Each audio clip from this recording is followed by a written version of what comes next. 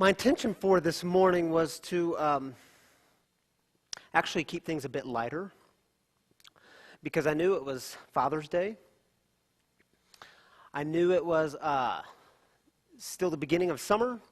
I knew some of the movies coming up in this Faith and Film series, at least from my end. We'll see what Reverend Jessica does when she gets here in just a couple of weeks. But we'll be looking at movies like Hotel Rwanda. Not exactly a light film, is it? Deals with genocide and injustice and the things that keep us from really dealing with injustice. A movie like Flight, starring Denzel Washington. Again, not exactly a light film, but a beautiful one, dealing with themes of honesty and dishonesty and all the freedom that comes with honesty. So my intention this morning was to keep things a bit lighter. But as you know, the world has a way of happening, doesn't it? Because last Sunday morning, we all woke up to Orlando. Did you feel it? Feel like you got kicked in the stomach? Or feel like someone took your breath away? Again? So this morning I hope to talk with you very honestly and candidly. And I hope that if I say some things that are outside of your experience or outside of the way that you see things, I hope you can extend grace to me. I hope we can be in conversation. I hope we can still walk together as community.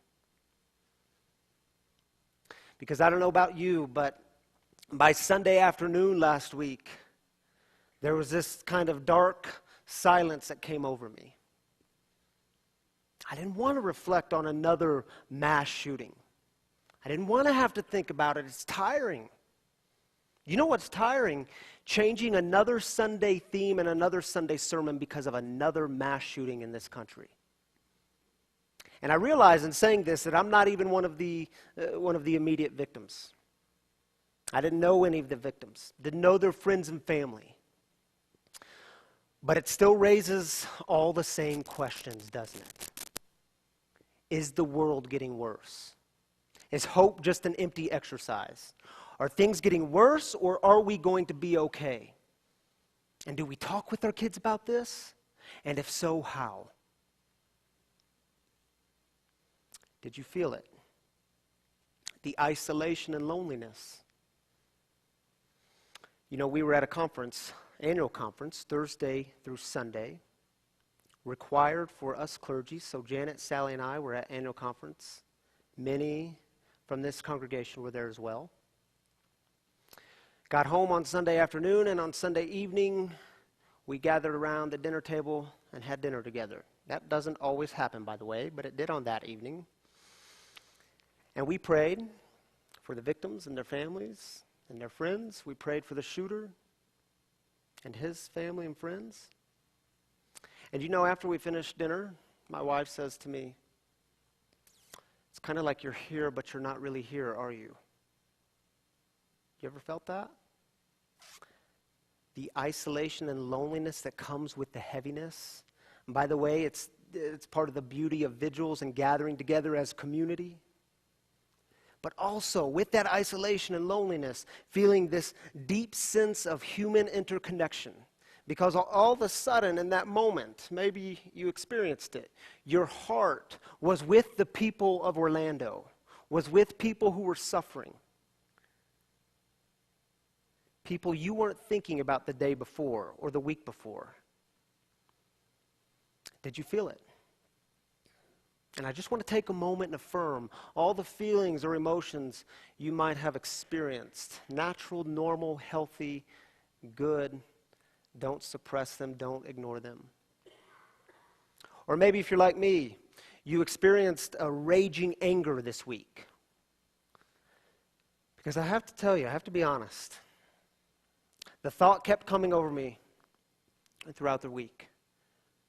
Really? It's 2016 and you can still legally purchase an assault rifle, a weapon that's used to take the life of another person. Really?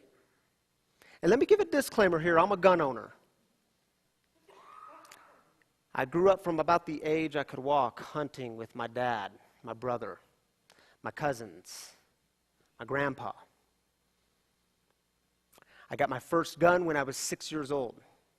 My dad gave it to me on my 6th birthday. It was the same gun he was given on his 6th birthday. But seriously, it's 2016 and you can still legally purchase an assault rifle. Does it make you angry?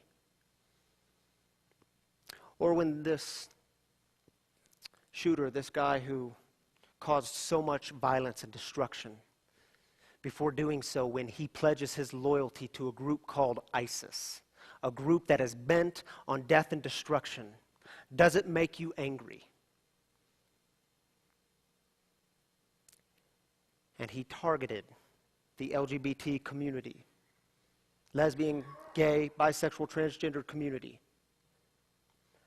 a people who have already been so wounded, a group of people who have already been so wounded by my own people, the people called Christians. Does it make you angry? And all the time, when we face tragedies like this, the same question comes up. We ask the same question, and it's an important one. Where is God in all of this? You see it, you feel it. Where's God in all of this? And so Monday morning, I wake up and I listen to a podcast, like I do on most Monday mornings. And I'm glad I did on this Monday morning, because he started by saying, is something deep within you saying, this isn't right. Things shouldn't be this way. It doesn't have to be this way. This isn't in order with the universe. He said, that's God. That's God. The divine presence is that which wells up within you and rises and says it doesn't have to be this way. Things shouldn't be this way. It's out of order with the universe. And now, if you're like me, you're seeing all kinds of divisions, all kinds of new divisions, and the possibility of new divisions and barriers and walls. And in the podcast, he goes on to say, in certain moments, you become aware of a human solidarity. We become aware of all the things we have in common, and this transcends all the labels and categories and divisions that we've cooked up for our own ego. And we're pretty good at that, right? Cooking up categories, divisions, and labels to feed our own ego. So in the movie Hotel Transylvania 2, which, by the way, if you haven't seen it, you've got to watch this one. It's funny, it's animated, it's got great and profound, significant themes. But in the movie, Grandpa Dracula so badly wants his grandson, his new grandson, to be a vampire just like him. And so remember, Dracula's daughter is vampire. She marries a human. They have a baby, so it could go either way. This baby could be vampire or this baby could be human. Dracula so badly wants him to be like him. So he goes about love in all the wrong ways. He forces things. He pushes things. He wants Dennis's fangs to sprout, and they have to sprout in the vampire world by the age of 5 to prove that he's really a vampire. And there's this great scene in the film where Kelsey, the human grandma, looks at little Dennis and then looks at Dracula, and she says to Dracula, "Are you sure he's a vampire?" How does Dracula respond? "Of course he is. Look at him. He's just like me." And as you're watching the movie, the real question becomes, yes, well, what if he's not just like you? Are you still going to love him? Are you still going to treat him as your own? So I don't like to throw around statistics just for the sake of throwing around statistics. But let me remind you, when it comes to our LGBT youth, if I can have the slide, please. They are 4 times more likely than their straight peers to attempt suicide. And when it comes to our LGBT youth, they are twice as likely to be bullied in school. And when it comes to our LGBT youth, 4 out of 10 of them say they don't feel accepted and they don't feel like they belong. And let me remind you also, in the United Methodist Book of Discipline, in our own tradition, it still states in there that homosexuality is incompatible with Christian teaching. Why do I mention these things? Because he didn't just walk into a random club in Orlando, did he? He chose Pulse, a gay nightclub, which targeted the LGBT community. I don't want to throw around statistics just for the sake of throwing around statistics. But let me remind you, nearly 50% of all Muslim students in the U.S. have been bullied by their peers. And let me remind you, the majority of Muslims living in the U.S. are immigrants, and even if they gain citizenship, studies suggest they are still widely perceived as not being truly American.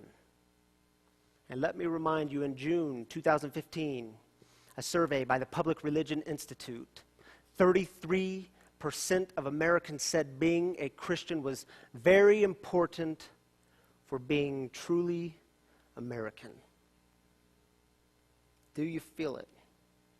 Are you hearing the rhetoric that's used against our Muslim brothers and sisters?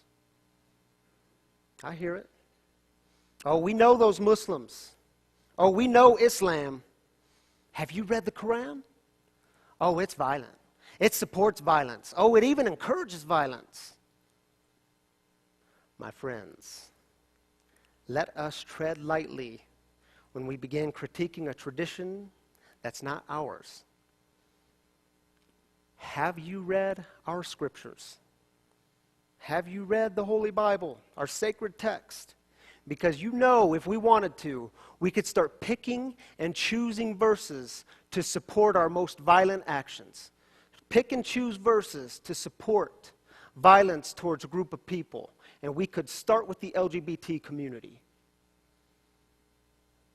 Wouldn't you hate for someone to come along and say, oh, I know those Christians. Oh, I know Christianity. Have you read their book? It's violent. It supports violence. It encourages violence.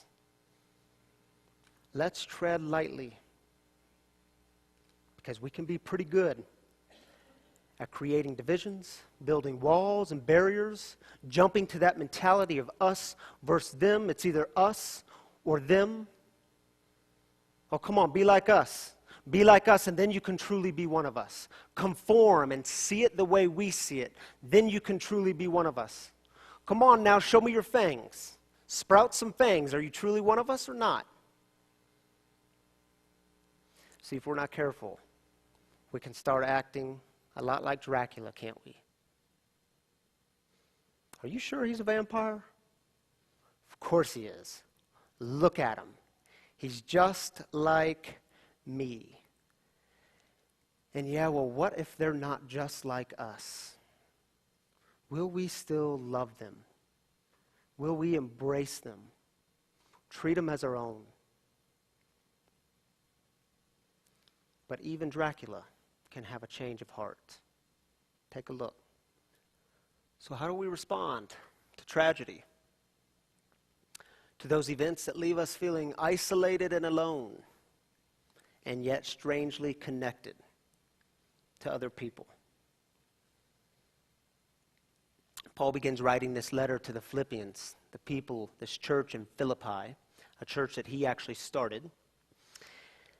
And Philippi, an interesting city. Philippi was an urban center in a Roman colony. And so those living in Philippi would have been afforded all kinds of privileges. First and foremost, they would have had Roman citizenship. Now, the people in Philippi, they also would have known the violence and destruction that surrounded them. They would have been eerily familiar with the terrorism brought on by the Roman Empire. The first century Roman Empire, the most brutal empire the world has ever known. And perhaps they were asking this little church in the city of Philippi the same questions that we ask. Is the world getting worse? Is hope just an empty exercise? Are things getting worse, or are we going to be okay? And do we talk with our kids about this? And if so, how? Paul, from a prison cell, the place that defines isolation and loneliness, Paul begins writing this letter, and he prays this prayer for his people. This is my prayer, that your love might become even more and more rich with knowledge and all kinds of insight. I pray this so that you will be able to decide what really matters. What really matters? Paul is talking about transformation. People becoming a different kind of people. And how do you know when transformation happens? How do you mark it? You know what happens when you show up to the party and everyone's invited. Monsters, vampires, humans, everyone's invited. Vlad, Dracula's dad, which means Dennis, the little grandson, his great-grandfather, Vlad hated humans. But even Vlad can have a change of heart. Even Vlad can decide what really matters. Even Vlad can show up to the party where all are invited, and Vlad can do a new thing. This is how the movie ends. Take a look. By the way, if you're a grandparent, you have to watch this movie. It is so good. You'll appreciate it. In fact, everyone should watch this movie. You'll appreciate it. So how do we respond when it comes to tragedies like Orlando? We can build barriers. We can build walls. We can create divisions and labels and categories. Or we can respond with love and decide what really matters. Simple acts of love. Sometimes it's the best way to counter acts of violence. It's the best form of resistance. And so this morning, I asked you all to bring socks. So in these bins, there's socks, unfolded. So you all got to work together a little bit. If you'd like, during this song and video, a song by Gungor, by the way, the same artist who does Beautiful Things. Y'all know that song? It's a song called Us for Them. Beautiful lyrics. It's going to play on the screen. Very relevant for what we've been talking about today. So during that video and song, if you want to come forward and fold a pair of socks. And as you fold a pair of socks, you can take one of these blessings on the table. They're in different colors. And you can tuck a little blessing in the socks. Now, my wife, Tammy, will tell you there's a way to fold socks, and I'll tell you another way. So, and my way is the right way. You know this, right? Not to create divisions and barriers. But when you fold them, just take them and do like that. Leave a little tail out maybe if you want. How do you do it, Tammy? She leaves a really big tail, I think, is what it is. Or tucks it all the way in sometimes. You can pick how you want to fold it, but stick a blessing in there. If you'd like to skip that part and go to one of our prayer kneelers and just offer a prayer, you're welcome to do that. Or you can do both. If you're the type of person that says, man, I just want to sit and reflect and see this video on the screen, you can certainly do that. You are not being forced to come up front. But this is your time to move or to stay seated. Amen.